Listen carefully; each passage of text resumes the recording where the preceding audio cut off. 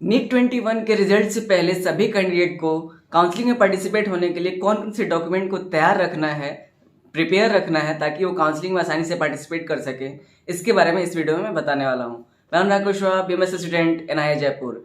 देखिए, सबसे पहले तो ये है कि एनटीए ने साफ नीट कैंसिलेशन के बारे में मना कर दिया है कि अभी उसके पास कोई भी सॉलिड इन्फॉर्मेशन नहीं है या प्रूव नहीं है जिससे कि नीट कैंसिल हो। सो रिजल्ट भी आएगा और रिजल्ट आएगा तो काउंसलिंग भी होगी। तो उससे पहले, क्योंकि काउंसलिंग में फिर आपको डॉक्यूमेंट बनाने में टाइम लगता है, 15 से 1 महीना तक लग जाता है डॉक्यूमेंट्स बनवाने में। जैसे कि कुछ गवर्नमेंट से बनते हैं डॉक्यूमेंट, जैसे कि जितने भी रिजर्वेशन कैटेगरी के हैं, जैसे कि ओबीसी, एससी, एसटी, इनका कास्ट सर्टिफिकेट बनता है।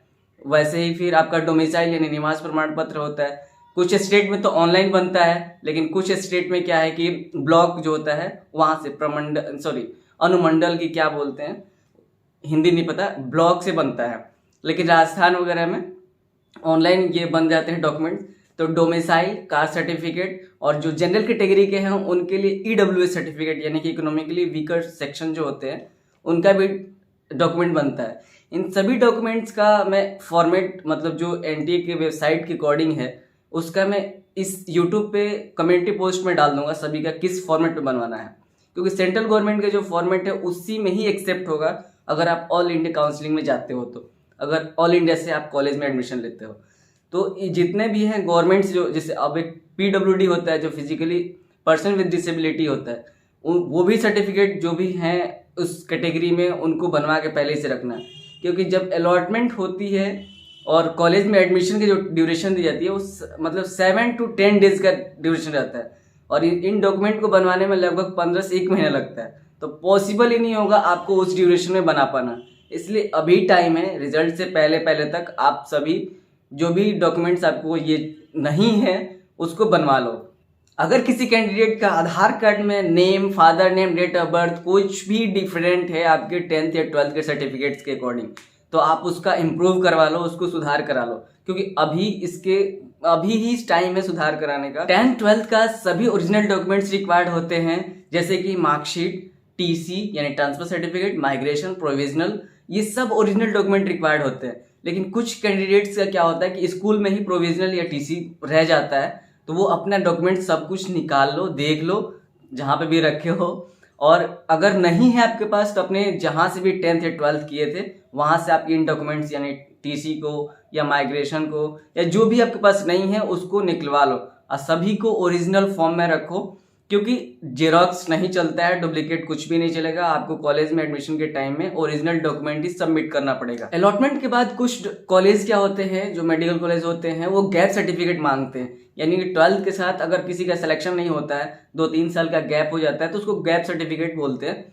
और वो कुछ ही कॉलेज डिमांड करते हैं, तो जिससे डिमांड होगा वो उस टाइम पे आप नोटरी से बनवा सकते हो, ज्यादा टाइम नहीं लगता है। इसलिए आप अभी गैप सर्टिफिकेट को नहीं बनाते हो तो भी कोई प्रॉब्लम नहीं होगा। वो उस टाइम पे आप कॉलेज में जैसे ही डिमांड करेगा आप कहीं पे भी कोर्ट में जा करके नोटरी से बनवा सकते हो। काउंसलिंग में पार्टिसिपेट करने के लिए, काउंसलिंग का रजिस्ट्रेशन करने के लिए, क्योंकि सबसे पहले पार्टिसिपेट करने के लिए रजिस्ट्रेशन करना पड़ता है किसी का भी। नीट के एग्जाम पार्टिसिपेट करना था तो नीट का रजिस्ट्रेशन करना पड़ता है। वैसे ही काउंसलिंग में पार्टिसिपेट करने के लिए आपको या तो एमसीसी की वेबसाइट पे, एमसीआई जो कंडक्ट करती है एमबीबीएस और बीडीएस का, या आयुष काउंसलिंग जो AACCC काउंसलिंग होती है, जिसमें कि बीएमएस, बीएचएमएस, बीएसएमएस, बीयूएमएस, ये जितने आयुष कोर्स है उनका ये काउंसलिंग कंडक्ट करती है। वैसे ही वेटनरी का अलग वेबसाइट है VCI। तो काउंसलिंग के रजिस्ट्रेशन में आपको डॉक्यूमेंट्स के इंफॉर्मेशन देने होते हैं, कोई भी डॉक्यूमेंट फिल नहीं करना होता है, उसमें देना नहीं होता है। लेकिन जो भी आप इन्फॉर्मेशन फिल कर रहे हो वो जहाँ पे कॉलेज अलॉट होगा वहाँ पे आपको दिखाना पड़ता है, वो सब इन्फॉर्मेशन को मैच करते हैं। तो अगर आपके डॉक्यूमेंट में भी कोई प्रॉब्लम है, कोई मिस्टेक है, आपके आधार कार्ड में कोई नेम वगैरह कुछ भी मिस्टेक है, आप सही से देख करके उसको अभी इम्प्रूव करवा लो, यानी कि अलॉटमेंट के बाद आप नहीं करा पाओगे, आपका एडमिशन रुक जाएगा।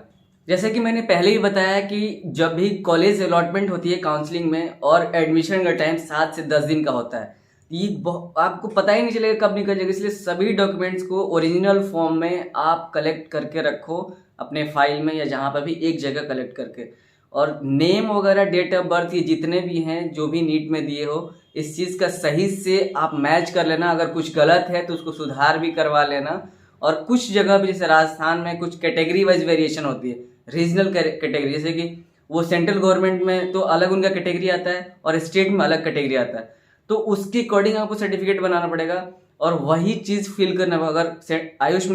अगर आपने ऑल इंडिया काउंसलिंग करा रहे हो तो ऑल इंडिया में जो भी कैटेगरी है वही फिल करना, और जब आप स्टेट का काउंसलिंग कराना तो स्टेट में जो कैटेगरी है वही फिल करना, क्योंकि इससे एडमिशन साफ कैंसिल हो जाती है, एडमिशन नहीं मिलता है अगर ये प्रॉब्लम आप क्रिएट करते हो या होता है तो।